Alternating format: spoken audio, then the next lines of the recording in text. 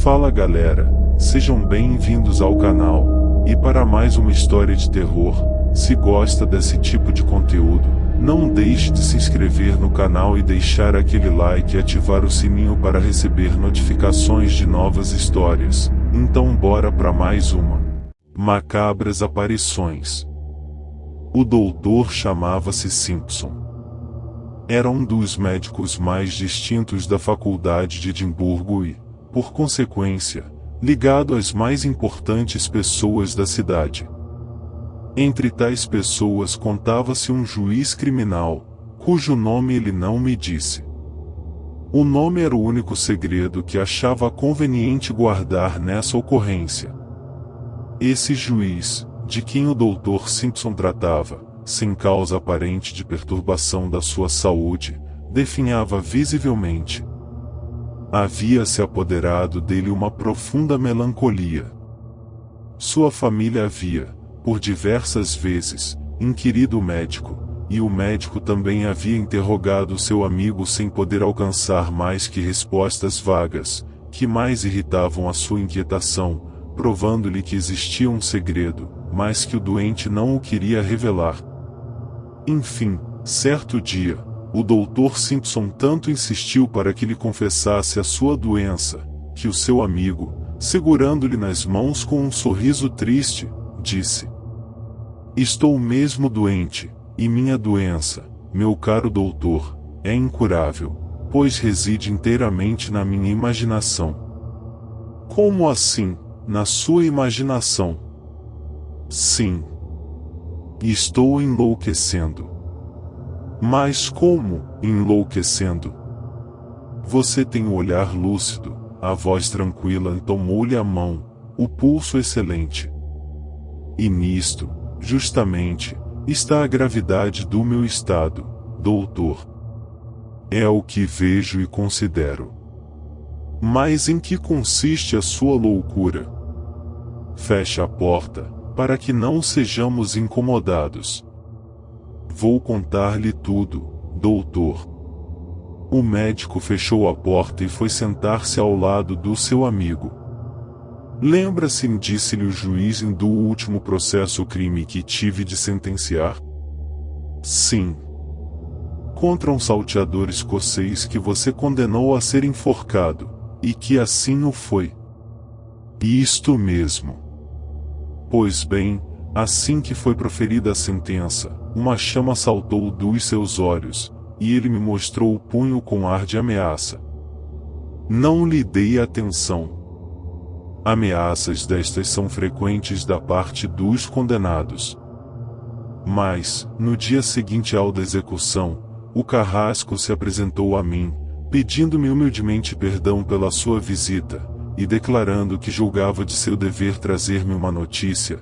O salteador tinha expirado, proferindo uma espécie de imprecação contra mim e dizendo que, no dia seguinte, às 6 horas, e nessa mesma hora ele havia sido executado, ele me daria notícias suas. Pensei que se tratava de uma surpresa de seus companheiros, de alguma vingança, e quando se aproximava a hora marcada, encerrei-me no meu gabinete com um par de pistolas em cima da mesa. Deram 6 horas no relógio da minha lareira. Todo o dia tinha me preocupado com essa revelação do carrasco. Porém, deu a última pancada no bronze sem que ouvisse coisa alguma, menos um certo roncar cuja causa eu ignorava. Voltei-me e vi um grande gato malhado de preto e cor de fogo. Como ele tinha entrado? Era impossível dizê-lo. As portas e as janelas da câmara estavam fechadas. Ele deveria estar ali preso o dia todo. Eu não tinha merendado. Toquei a campainha. Chegou o meu criado. Mas não pôde entrar porque eu me trancara por dentro. Fui à porta e abri. Então falei do gato preto e cor de fogo. Debalde, procuramos por ele. Tinha desaparecido. Não me preocupei mais com isso. A tarde passou-se. Veio a noite. Depois, o dia seguinte, que correu do mesmo modo. Depois deram 6 horas. No mesmo momento, ouvi por detrás de mim aquele mesmo ronronar, vi o gato. Desta vez, ele me saltou ao colo. Eu não tinha a menor antipatia por gatos. Entretanto, essa familiaridade me causou uma impressão desagradável. Enxotei-o do colo. Porém, mal caiu ao chão, saltou de novo em cima de mim.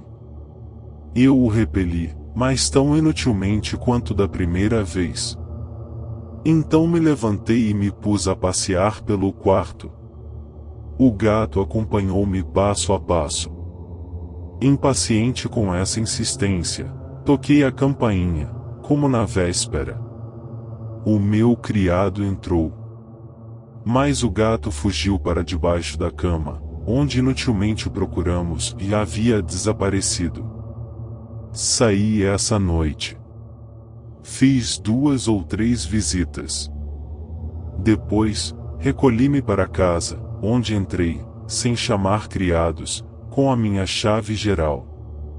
Como não tinha luz, subi devagar a escada para não dar um encontrão. Ao chegar ao último degrau, ouvi meu criado conversar com a camareira de minha mulher. Ouvi o meu nome e isto me fez prestar atenção ao que se dizia.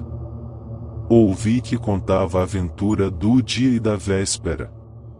Apenas acrescentou: parece-me que nosso amo está ficando doido. Há tantos gatos pretos no seu quarto quanto na palma de minha mão. Essas poucas palavras assustaram-me. A visão era falsa ou real? Se real, eu estava sob o peso de um fato sobrenatural.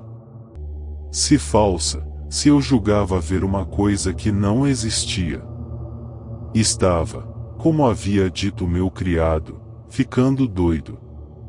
Adivinhe, meu caro amigo, com quanta impaciência repassada de terror esperei pelas 6 horas. No dia seguinte, sob pretexto de alguns arranjos no quarto, entretive o criado ao meu lado. Estando ele presente, deram 6 horas. A última pancada do tímpano, ouvi o mesmo barulho e vi o mesmo gato. Ele estava aos meus pés. Fiquei um instante sem dizer nada, esperando que meu criado visse o gato e dele me falasse. Mas ele ia e vinha pelo quarto, sem parecer vê-lo. Aproveitei um momento em que na linha que haveria de percorrer, para cumprir a ordem que lhe ia dar, teria eu de passar por cima do gato. Põe a campainha em cima da mesa, John disse-lhe. Ele estava à cabeceira de minha cama, a campainha estava em cima da lareira. Para ir da cabeceira à lareira, tinha necessariamente de passar por cima do gato. Pôs-se ele em movimento. Porém, no momento em que o seu pé ia assentar-se sobre o gato, este saltou no meu colo. John não o viu, ou pelo menos não deu sinal de tê-lo visto. Confesso que um suor frio me inundou a testa, e que as palavras "nosso amo está ficando doido" se apresentaram terríveis ao meu pensamento. John disse-lhe: não está vendo nada no meu colo? John fitou em mim os olhos e depois, como quem toma uma resolução, disse: sim, senhor, disse. Vejo um gato. Respirei. Tomei o gato, e prossegui. Pois então, John, agarre-o e leve-o daqui. Suas mãos estenderam-se para mim. Pus-lhe nos braços o bicho e, depois, a um sinal meu, ele saiu. Estava um pouco tranquilizado. Durante 10 minutos, olhei ao redor com um resto de ansiedade. Não descobrindo, porém, nenhum ente vivo da casta de animais, resolvi saber o que John havia feito do gato. Saí, pois, de meu quarto com a intenção de interrogá-lo quando, ao chegar à porta da sala, ouvi uma gargalhada que saía do toalete de minha mulher. Aproximei-me de mansinho, nas pontas dos pés, e ouvi a voz de John.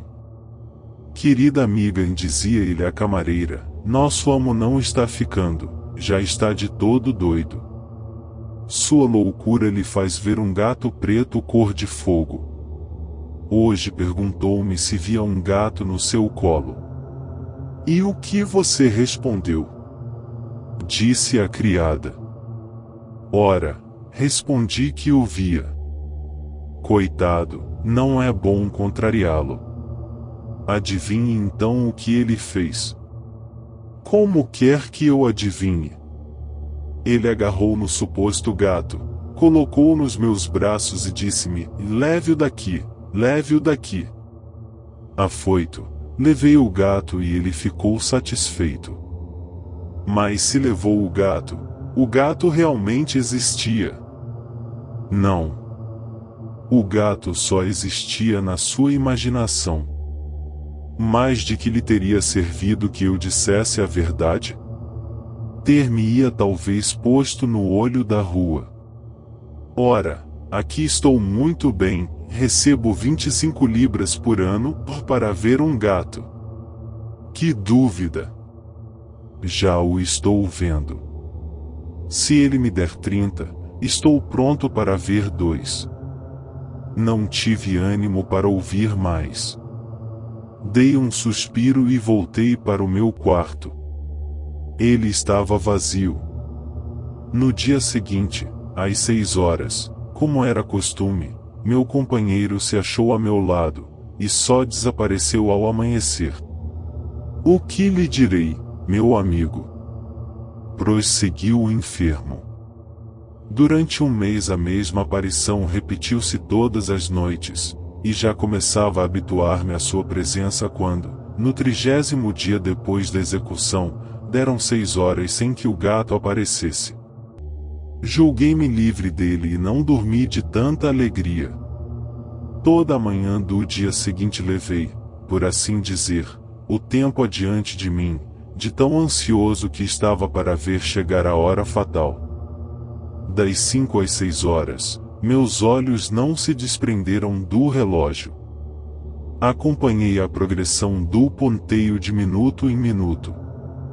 Enfim ele chegou ao número 12, e o estremecimento se fez ouvir.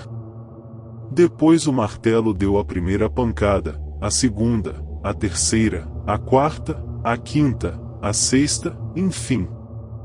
Então a porta abriu-se e vi entrar uma espécie de oficial de gabinete do parlamento, vestido como se a serviço do Lord Lugar-Tenente da Escócia. A minha primeira ideia foi a de que o Lord Lugar-Tenente me mandava algum recado, e estendi a mão para o desconhecido.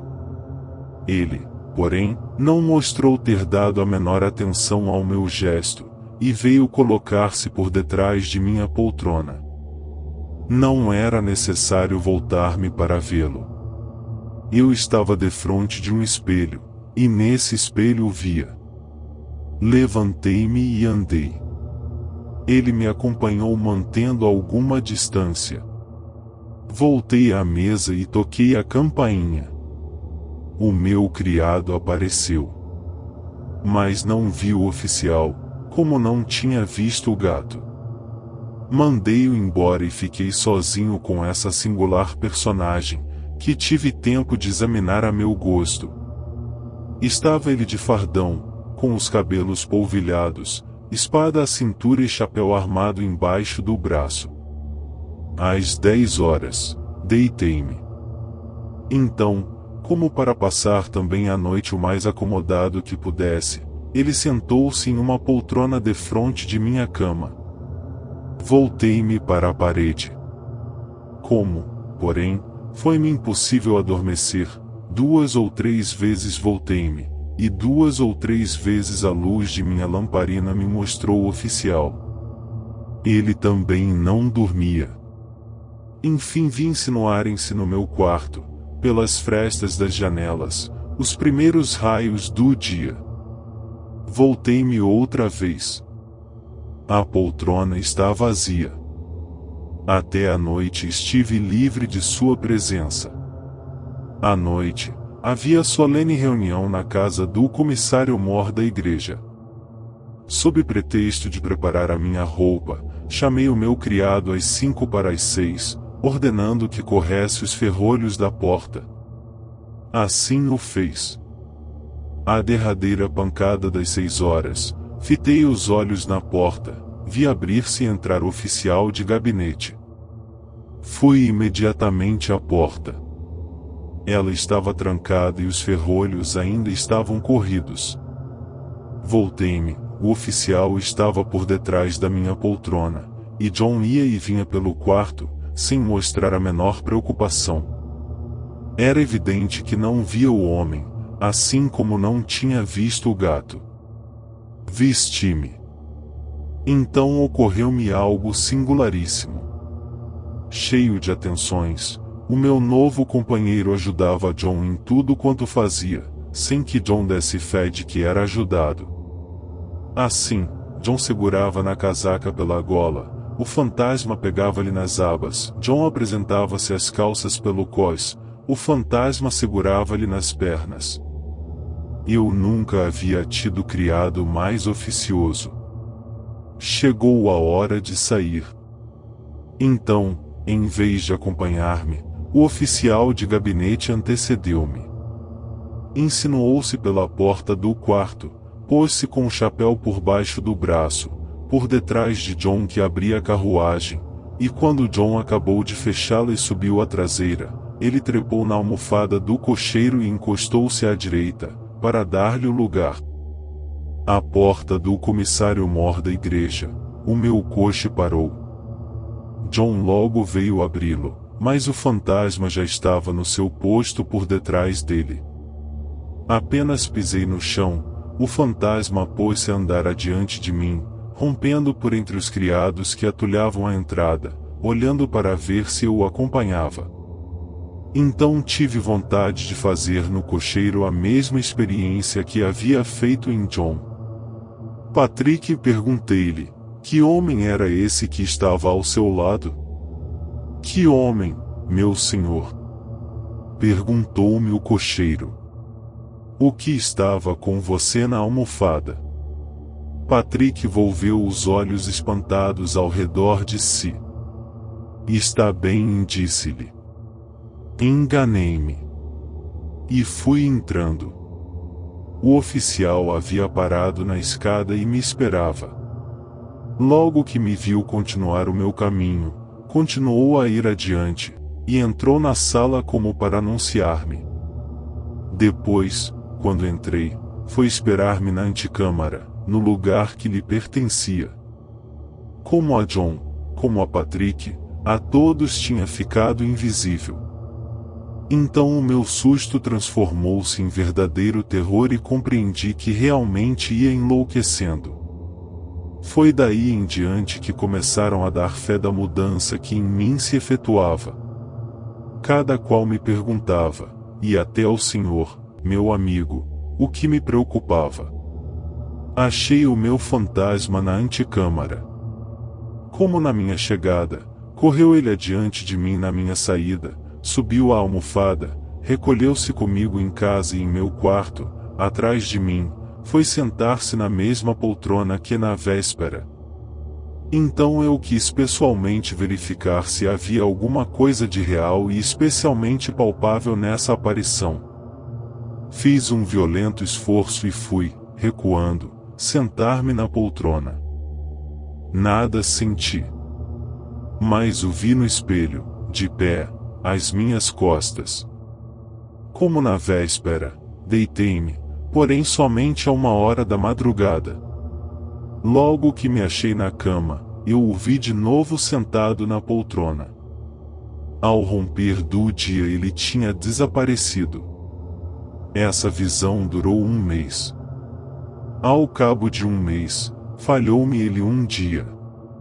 Desta vez não acreditei, como da primeira, em um total desaparecimento, porém em alguma terrível maldição e, em vez de alegrar-me, aguardei cheio de terror o dia seguinte.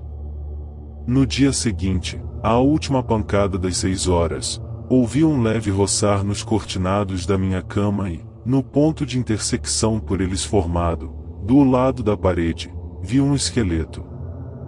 Desta vez, compreenda, meu amigo, era, se assim posso exprimir, a imagem viva da morte. O esqueleto estava ali, imóvel, fitando em mim os seus olhos vazios. Levantei-me, dei algumas voltas pelo quarto. A cabeça me acompanhava em todos os meus movimentos, os olhos não me deixavam um só instante, e, entretanto, o corpo ficava imóvel. Não tive ânimo de deitar-me. Dormi, ou antes fiquei com os olhos fechados na poltrona em que costumava sentar-se o fantasma, cuja ausência eu estava reduzido a lastimar. Ao amanhecer, o esqueleto desapareceu. Mandei mudar de lugar a minha cama e fechar com cuidado os cortinados. À última pancada das 6 horas, ouvi aquele mesmo roçar, vi agitarem-se os cortinados, depois vi 2 mãos ossudas separá-los. E o esqueleto ocupou na abertura o lugar em que na véspera havia estado. Desta vez, tive ânimo de deitar-me. A cabeça que, como na véspera, tinha acompanhado todos os meus movimentos, inclinou-se então para mim. Os olhos e que, como na véspera, não se tinham desviado um só instante de mim encravaram-se em mim. Você não imagina a noite que passei. Pois, meu caro doutor, já lá vão 20 noites que passo assim. Agora que já sabe o que tenho, pode curar-me? Ao menos hei de tentá-lo, e respondeu o médico. Como? Queria saber. Estou convencido de que o fantasma que você vê só existe em sua imaginação. O que importa se ele existe ou não, se eu o vejo? Quer que eu também procure vê-lo? Estou prontíssimo. Quando, então? O mais depressa que possa ser. Amanhã. Está certo, amanhã. Ânimo. O doente sorriu-se triste. No dia seguinte, às 7 horas da manhã, o doutor entrou no quarto do seu amigo. E então perguntou-lhe, e o esqueleto?